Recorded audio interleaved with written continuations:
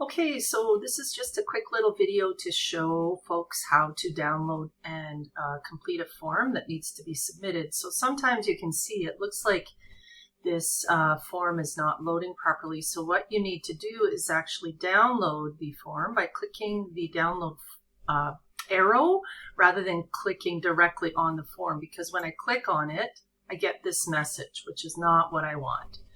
So what I want to do is actually download it, and it will get downloaded to my downloads folder. And I'm going to go to my downloads folder now, and here it is. Here it was downloaded right here, and what I can then do is just open the file from there by double clicking it, and then the file opens like so. Here it is. So that's how you need to go about getting at those forms from your download folder. And then what you want to do is save it by choosing File, Save As, and saving it to a folder where you will find it. Okay, so whichever folder where you might save other important files. So that is it. If you have any questions, give me a shout by email, daleen.lauman@ignitecenter.ca. Okay, have a fabulous day.